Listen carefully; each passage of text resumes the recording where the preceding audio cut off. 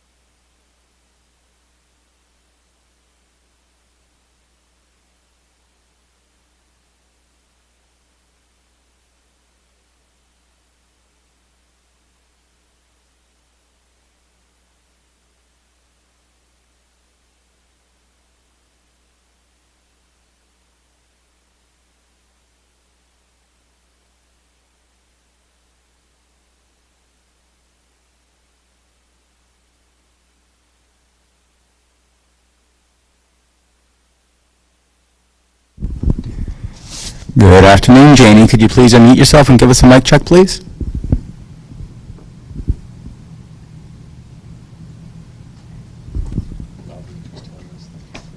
Janie, if you could unmute yourself and give us a quick mic check, thank you so much. Happy Monday. How you doing? Happy Monday. You sound great. Thanks so much.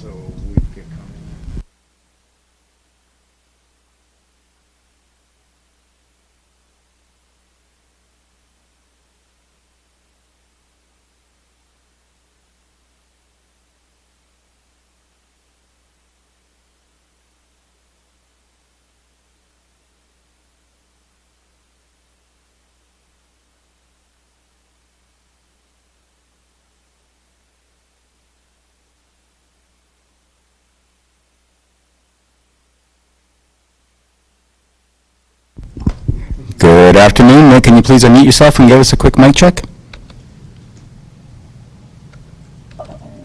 Good afternoon, test, 1, 2, 3, 4, how's that working? Perfect, sound great. Should we put you down for a question? 21, 23, 30. Yes, please, thanks. Perfect, thanks, Nick. Just firing it up.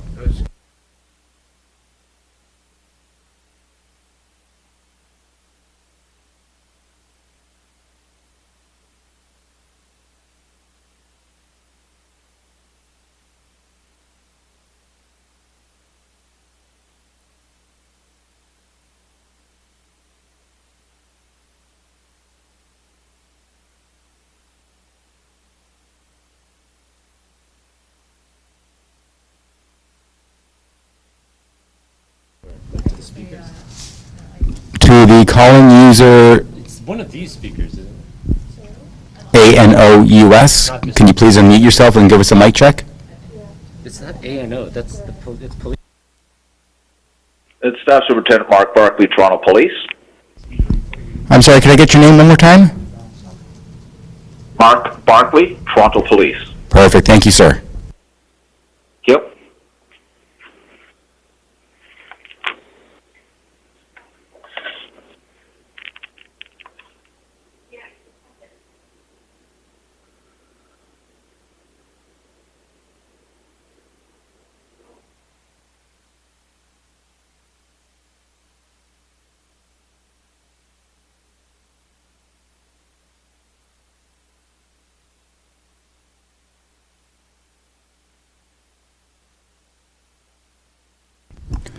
Good afternoon, Paul. Can you please unmute yourself and give us a quick mic check?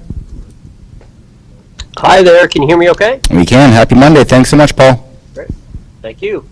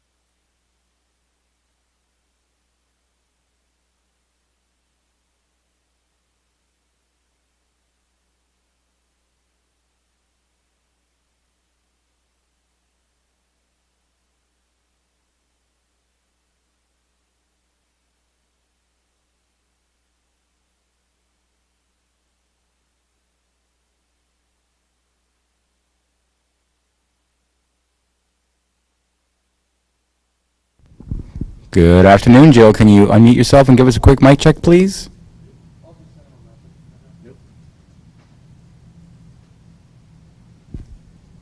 Good afternoon, Jill Batty here. Hey, Jill. Thanks so much. Thank you.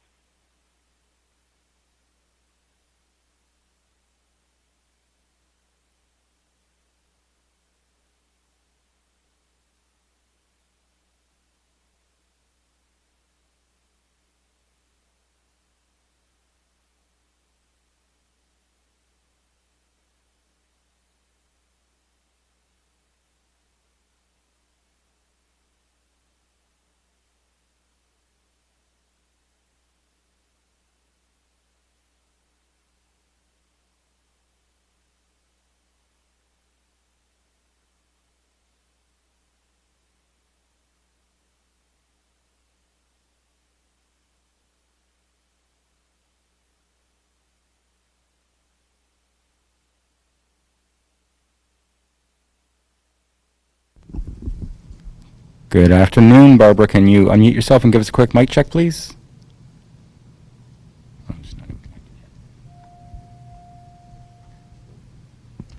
Good afternoon, Barb. Can you unmute yourself and give us a mic check, please? Barbara Gray. Hi there. Happy Monday. You sound great. Thanks, Barbara.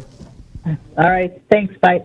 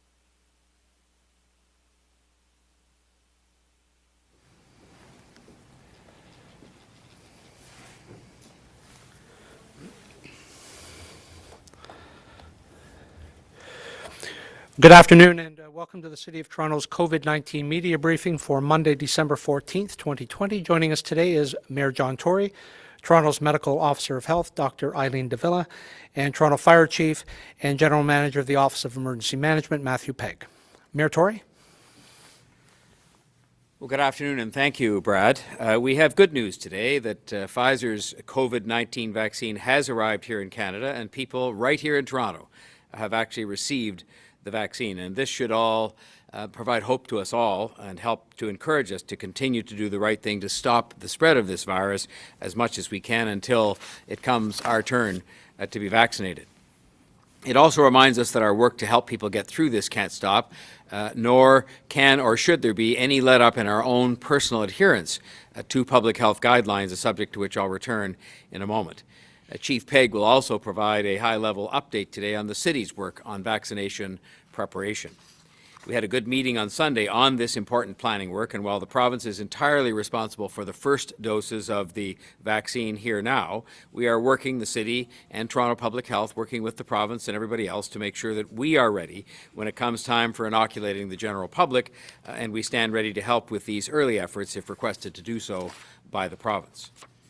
While our city government has been focused on our ongoing response to COVID-19 and to making sure that we're doing everything we can to help protect people's health and save lives, we've also been continuing to make progress on the initiatives that were underway before the pandemic to improve the quality of life in Toronto.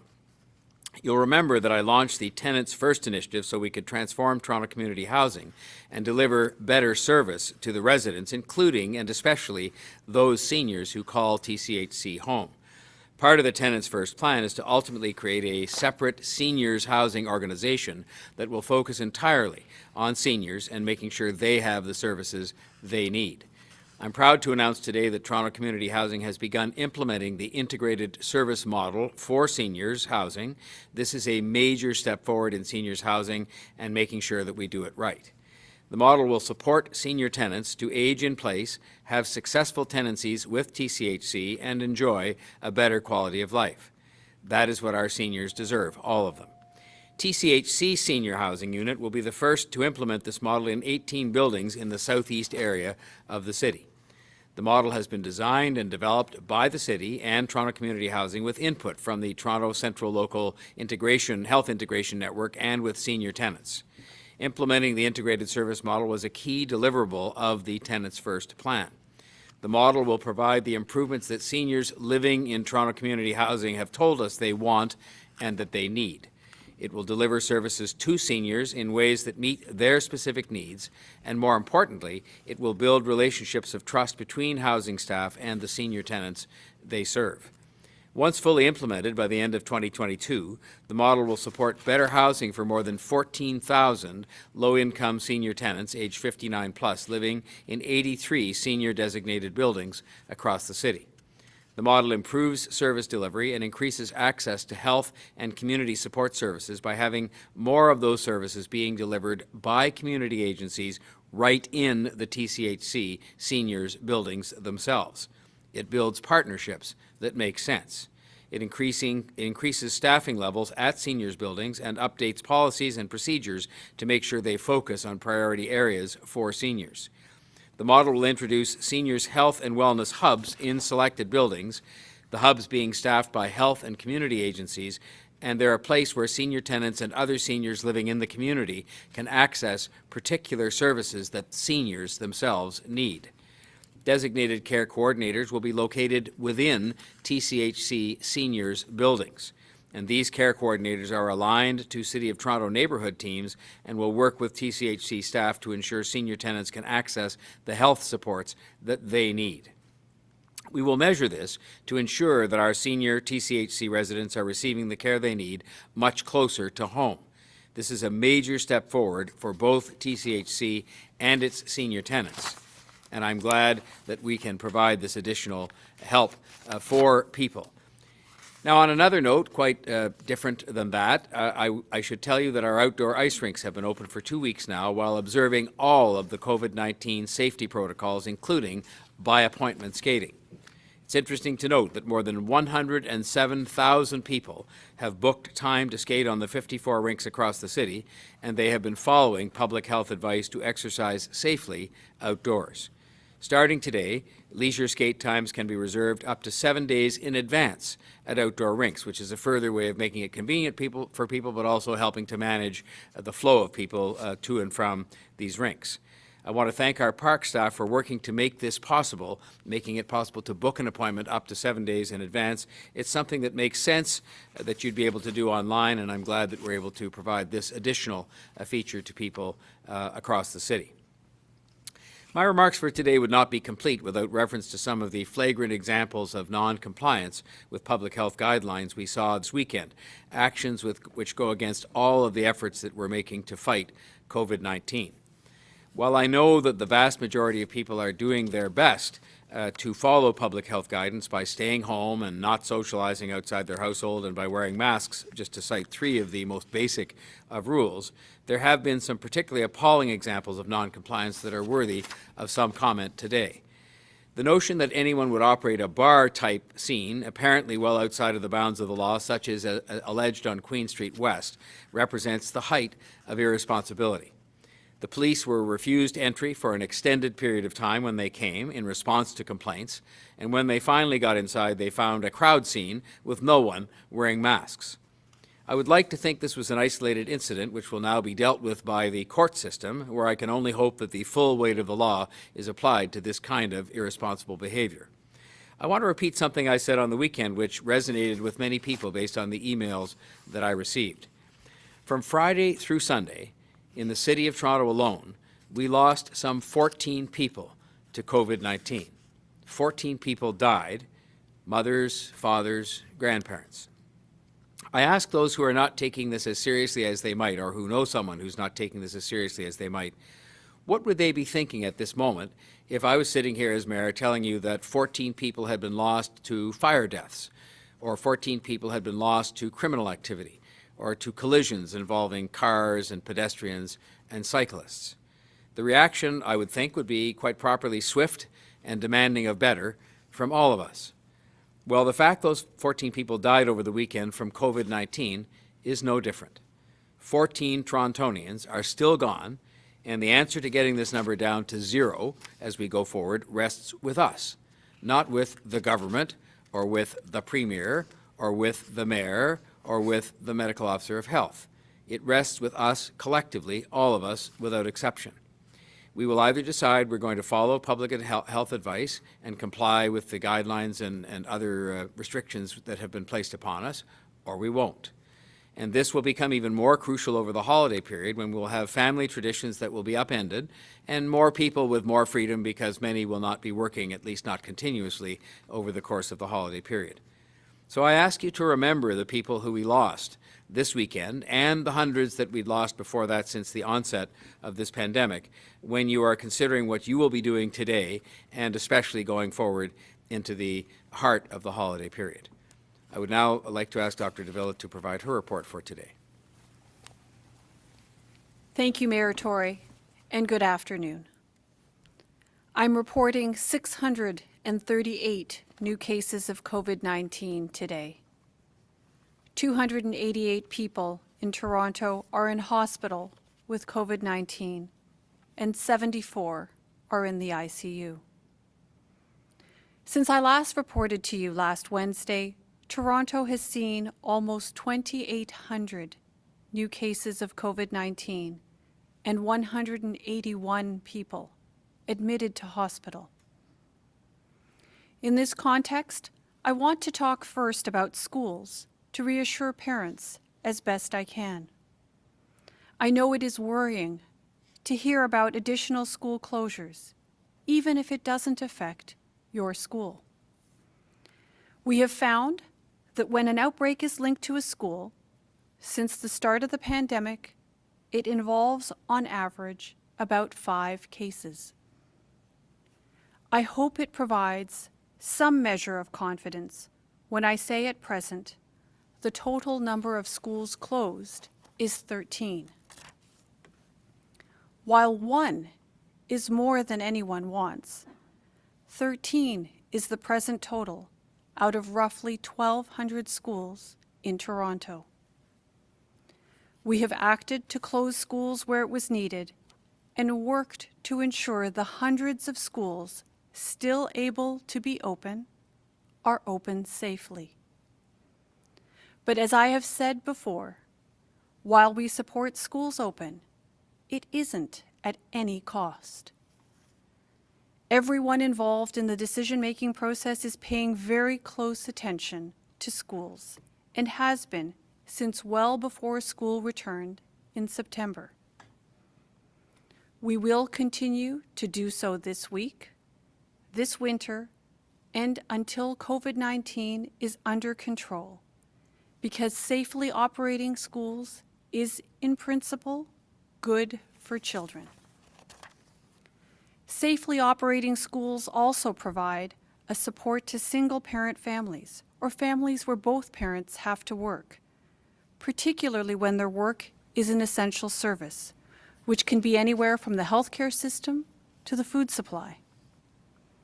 COVID-19 in schools is reflective of the rise in infections in the community, where children spend the majority of their time. We continue to find that when a student has COVID-19, most often the infection happened outside of school, not at it. We must all be careful, but we need not be fearful. It is important that in prioritizing the safe operation of schools, that we're also prioritizing safe choices and behaviors in the community, because community has a direct impact on schools. In that respect, the facts tell us again today that we cannot celebrate in December like we would in any other year. We can't invite people into our homes who don't live in our homes with any certainty that we're safe from COVID-19.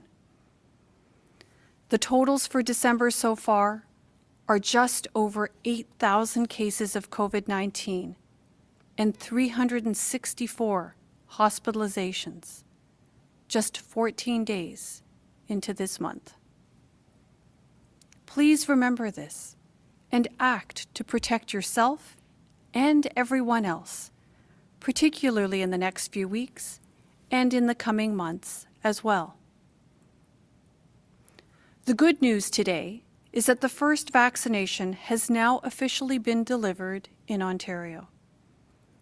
There seems to be new news about vaccines every day, and after all these months, enormous interest in it.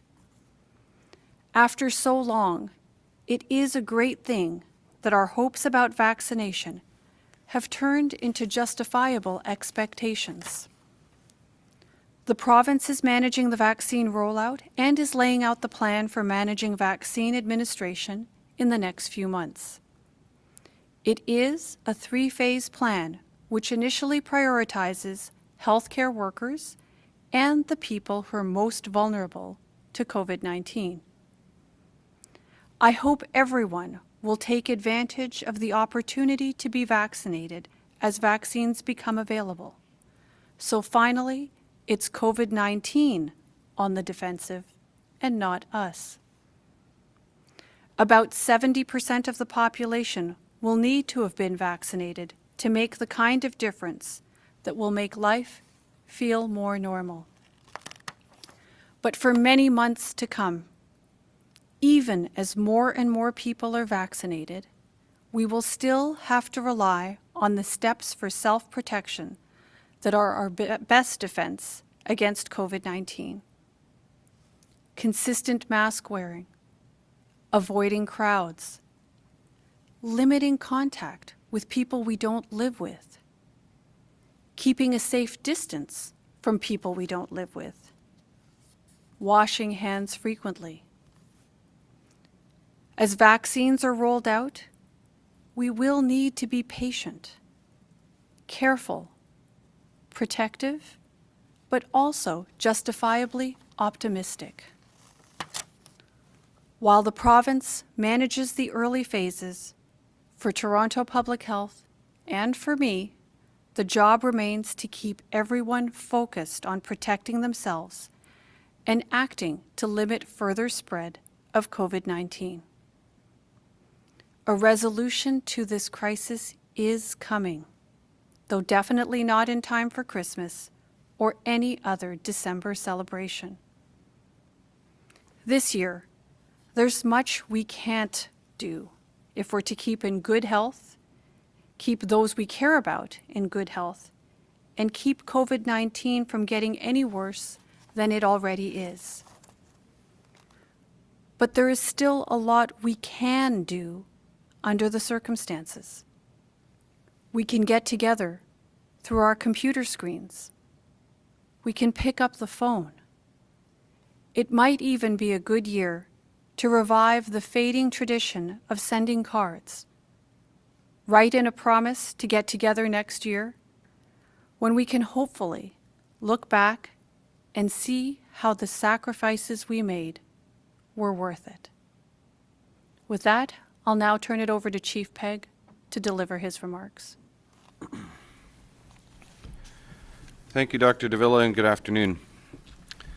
The enforcement of public health-related regulations has been a top priority for the City of Toronto since the outset of COVID-19. Our coordinated enforcement teams have been working diligently to enforce the regulations relating to COVID-19. This includes proactive inspections, responding to complaints, educating the public, and when necessary, issuing tickets and laying charges against those businesses and individuals found to be in violation of the law. The City has taken formal enforcement action 1,723 times to date in response to COVID-19. This weekend, our enforcement officers continued to monitor compliance with the Reopening Ontario Act. 159 bars, restaurants, and other non-essential businesses were inspected over the course of the weekend, resulting in a 96% compliance rate. A total of 6 non-essential businesses were found to be in violation by the investigating officers, with 6 charges being laid under the Reopening Ontario Act. I'm pleased to report that our enforcement teams did not observe any violations during shopping mall patrols this weekend. 6 charges were laid by Toronto Police under the Reopening Ontario Act as a result of the investigation of complaints relating to gatherings on private property over the course of the weekend. We did not experience any significant issues in Toronto parks this weekend. I want to thank the vast majority of residents and businesses who continue to help stop the spread of COVID-19 in our city. Your actions are helping to save lives, prevent the transmission of COVID-19, and helping to prevent our healthcare system from becoming overwhelmed. Our City of Toronto Immunization Task Force continues to be hard at work as we prepare for the launch of the COVID-19 immunization campaign. The Government of Canada is responsible for approving, procuring, and distributing COVID-19 vaccine to the Province of Ontario.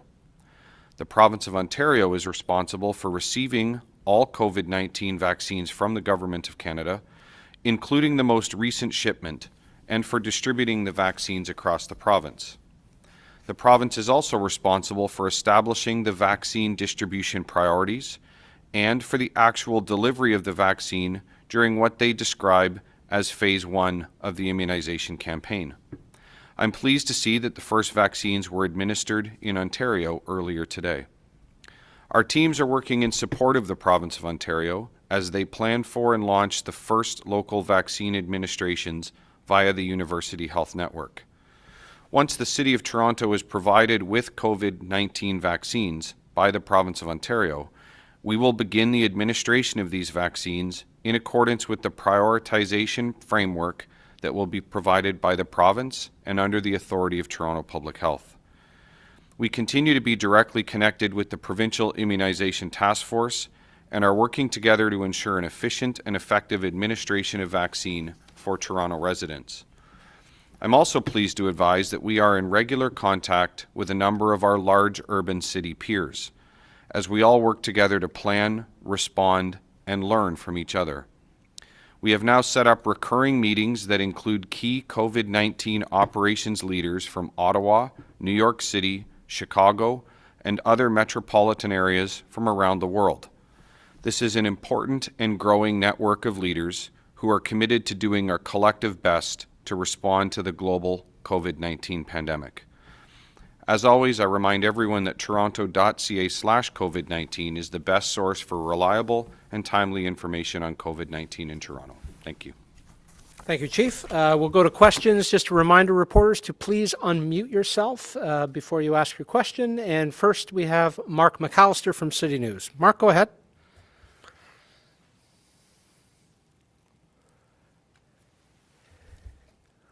Mark, you need to unmute yourself.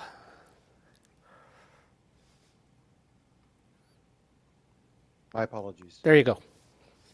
Dr. de Villa, you spent some time speaking about schools and the closures. Wondering, going into this holiday time, how do you go about monitoring the cases once schools are let out prior to coming back in January, so you know where you are in terms of the situation, the number of cases, and how many schools might be threatened as a result? So that's an excellent question, Mark, and I think it first starts off with getting notified through the laboratory system when there is a positive COVID case. And as is the situation with every positive COVID-19 test we get, we follow up with that individual, and in the case of children, it becomes patently clear from the age of the patient that we're talking about somebody who is school age. And in the course of that case management, we have the opportunity to discuss generally with the parents, what the circumstance is. What school does the individual go to? What grade? And we can start to follow the case from there and determine what next steps are, premised on that case investigation and understanding what the circumstances are, whether there was an exposure at the school, etc. But it all starts with case management, as every situation does with COVID-19. The question's been brought up in the past. I'll ask you again. While it is the province's decision, what's your position on delaying the return as a result of the possible increase in cases through the holidays? Mark, I think we have to look at, every decision that we make based on the circumstances that we have in front of us. Certainly, I'm hoping that the residents of Toronto will continue to follow the advice that we've been putting out there and limiting their interaction, as challenging as it is over the holiday season and as much of a change as it is from what we want. We do hope that people will follow our advice and limit their contact to the greatest extent possible, really focusing on keeping their close contacts limited to those with whom they live. So certainly that will be a first step to all of this. There continues to be active conversation amongst all the partners involved in the decision-making around schools. I know that the team at Toronto Public Health that's directly involved with our school boards is in daily communication with our school board partners, and in turn, our school board partners are liaising with the Ministry of Education. There isn't a decision that's landed yet. We believe that it's best to make the decision that makes sense when we have the circumstances in front of us and understanding what our current situation is. That's how we make decisions within the realm of public health. We look at our data, we understand what's actually happening locally, and make the decision that makes sense at the time. All right, thank you. We'll go next to Matt Bingley from Global News. Matt, go ahead.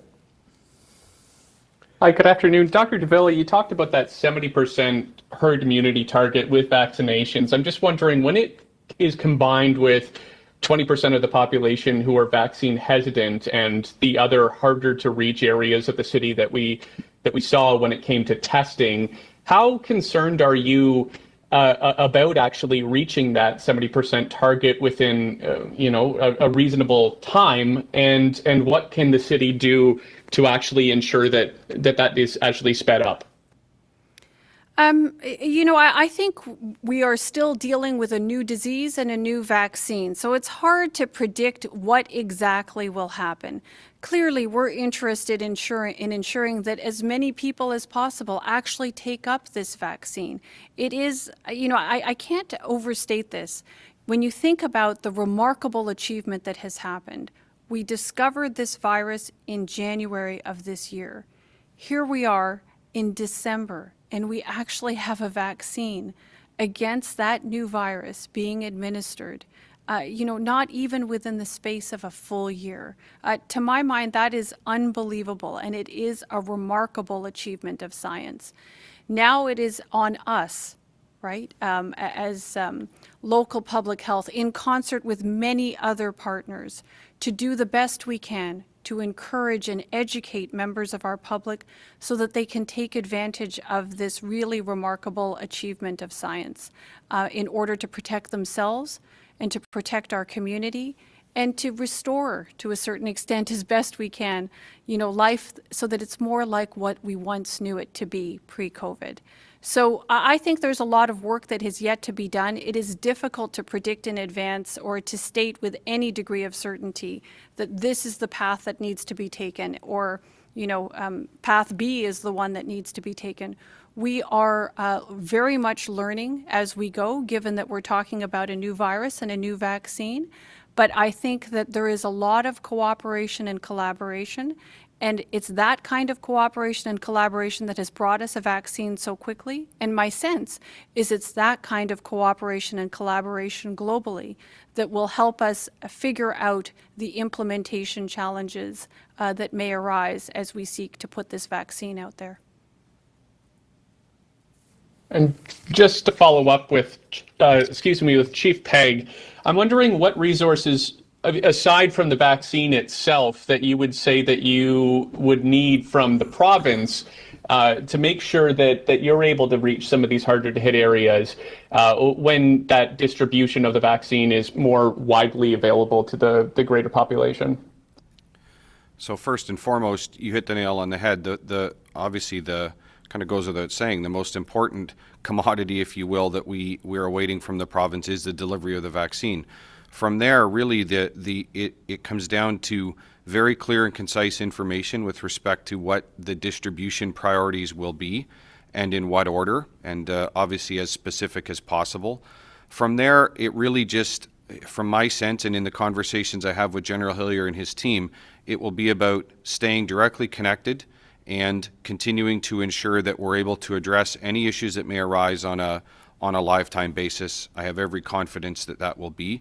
Our teams are hard at work looking at every possible facet, every avenue that we need to address, from facilities to transportation to planning to security and safety and all of the other myriad of things that go into a successful campaign like this. Those plans are well in hand, and I have every confidence that we'll be ready to deliver it without any delay at the point when the province can deliver vaccine to us.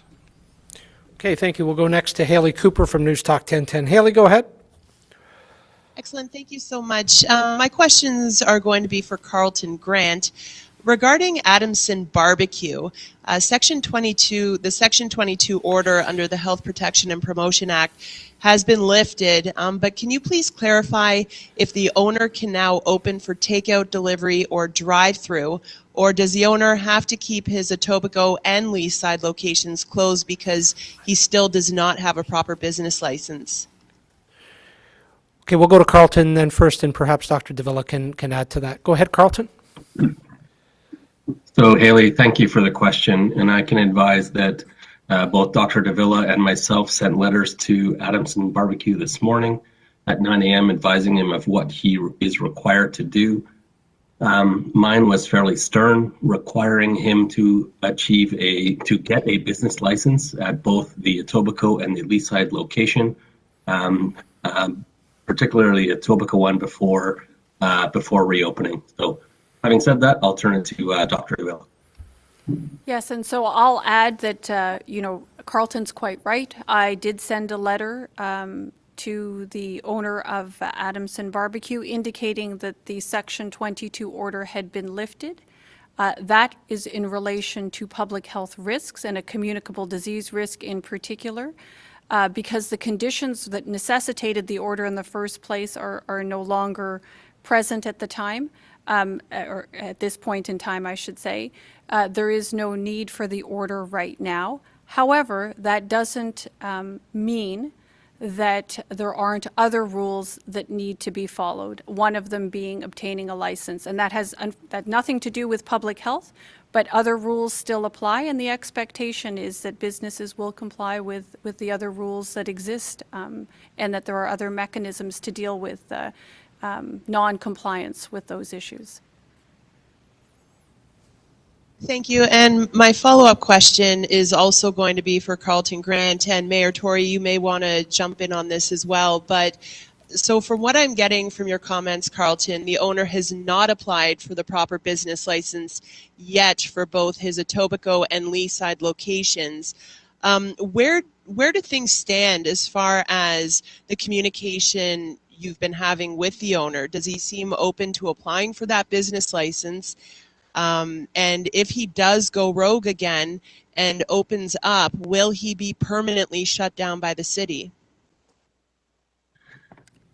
So again, Haley, thank you for the question. In most cases, as part of good customer service, we want to work with people to get them licensed. In this case, we are being explicit on what is required. It is a requirement to be licensed with the City of Toronto. Again, we've sent a letter today, a strong letter advising them that they need to reach out to our business licensing office and get the appropriate license before they reopen. Again, that's for the Etobicoke location, and we're also asking for the same things in Leaside. The failure to do so will result in enforcement and will result in us seeking a closure order.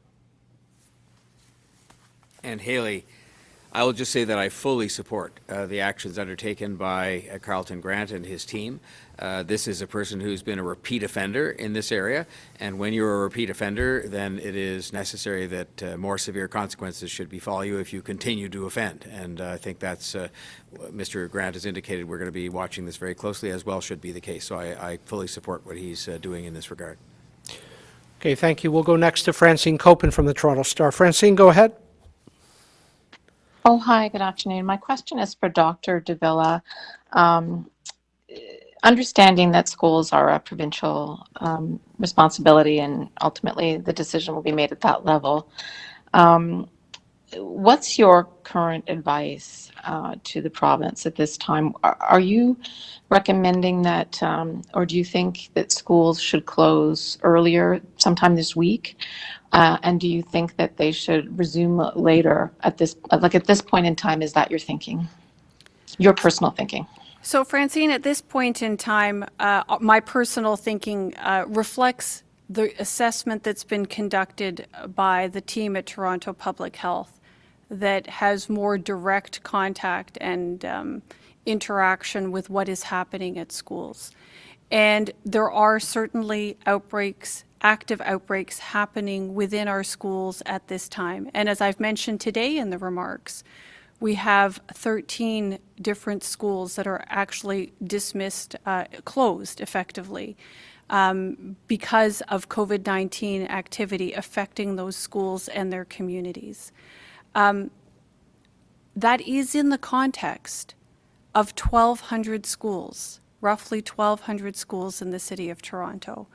And at this point in time, what we are continuing to find through our investigations is that when we are finding COVID-19 cases, positive cases of COVID-19 in our student population, it is still largely due to COVID-19 being acquired outside of school rather than within it. This being said, we are constantly monitoring. I can tell you that the school team at Toronto Public Health, whether it's the investigative side of the team or the team that is more on the liaison side and that talks about the education and the infection prevention and control, all parts of our team working in the school communities, they have just been incredibly busy, informing the schools, conducting investigations, following up on cases, investigating cohorts, conducting assessments, participating in testing pilots, etc. And they're advising me now that at this point, we can stay the course for this week. As situations come to our attention and as assessments determine that there is further action that's needed, whether it's certain cohorts being dismissed or an entire school that needs to be dismissed, They will make the decisions premised on the specifics of each and every circumstance. This is the kind of decision-making that has served us well thus far throughout the pandemic, making decisions informed with the data that we see at the time and the circumstances as we see them before us. This is, again, the kind of decision-making that has served us well thus far, and I suspect that it is going to continue to serve us well on the go-forward basis. So that will be the basis on which we contribute to any conversation as to what's happening within the schools for the go-forward. Thank you. A follow-up question. You touched on the reasons why keeping schools open is good for single and working parents, but why is it important for kids that schools remain open? There are many reasons, Francine, for that, clearly. Certainly part of that is academics. We know that it is much easier for the children to engage with the material and to really get the benefit of the learning and the academic environment by actually being in school in person. But as well, there are social and developmental benefits associated with being in school. There are mental health benefits in being able to connect with other people in person. And for a number of children in our community and throughout the city, it is also the venue at which by which they get access to a variety of services. For some children, it's about food. Access to nutritious food is actually provided through school nutrition programs. For other children, it may be healthcare related services or other social services that are provided and accessed through the school community. So there are a myriad of benefits associated with having schools operate in person. But the key, of course, is that we want to make sure that our schools are operating in as safe a fashion as is possible. Schools being open is a good thing for kids, for their parents, and for our community as a whole. But it should not be done at any and all cost. It must be done in a manner that promotes the health and safety of the children at the schools, of the staff that work at those schools, and ultimately what that means is community health writ large. Thank you. Final question is to Nick Poivert from CBC News. Nick, go ahead. Thanks. Mayor Tory, a question for you about council and your meeting this week for the last time of 2020. I'm wondering if you can just give us your assessment on how council has performed given all of the upheaval and difficulties with the pandemic this year, and maybe the praise the city has gotten for speeding up certain projects. Do you think there's an opportunity to continue some of that kind of work when the pandemic is over? I think, first of all, that council has been terrific at standing beside Dr. de Villa, Chief Pegg, and myself as the three people, together with the city manager, who have helped, and Councillor Cressy as chair of the Board of Health, in standing beside us as we dealt with some very difficult, very complicated issues, and they provided all the support that was needed when it was needed. I think they have as well been willing to join me in collaborating with the other governments to do the kinds of things we needed to do in order to produce equity and effective results across the city. So I think the council has functioned well. In the meantime, we've carried on, if you look at the proceedings of council, with a lot of the business that moved forward, our plans on affordable housing, on transit, and different matters like that. With respect to our ability to continue to transform and to innovate and to do things, both during the remainder of the pandemic and after it's over, which hopefully is very soon, I think that we've proven we can work together. I think that we've proven that actually during the whole time that I've been here, 6 years, that we can work together, that yes, there are vigorous debates, but that in the end, we've got a lot accomplished because we've decided we're not going to let polarization and division take hold of this place. And we'll continue to do that on the big issues, which now I think continue to be, as the pandemic hopefully recedes, affordable housing and supportive housing, transportation and transit, and I think back up to the top of the list for me is the economy and the finances of the city, just because you need a healthy economy in order to finance and keep the city successful and prosperous.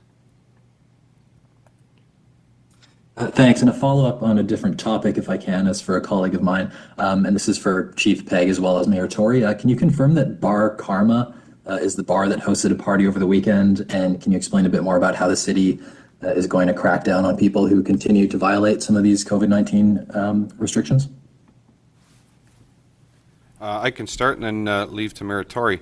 To be very candid, I don't know the name of the bar that was involved. It's not, that's not a level of detail that's provided to me simply because, generally speaking, I don't need it. With respect to go forward, we, as you've heard me say throughout, our coordinated enforcement teams are active each and every day and each and every night on a 7-day basis. We continue to receive complaints and they continue to respond to those complaints, and I have certainly every confidence that that is exactly what we will see continue. Our enforcement teams, including of course Municipal Licensing and Standards, Toronto Public Health and our colleagues at Toronto Police, were engaged. As you heard in Mayor Tory's remarks earlier, that involves some difficult situations like this particular one. I think they responded well, they've dealt with it appropriately, and have taken the appropriate enforcement action under the law. Mayor Tory? I would just say I didn't know the name of the bar either that was involved. I had asked for it this morning but hadn't yet received it. I will say this. I would just hope that, the law is the law. The law is the law, and those people obviously had no regard for the law, any different number of aspects of the law.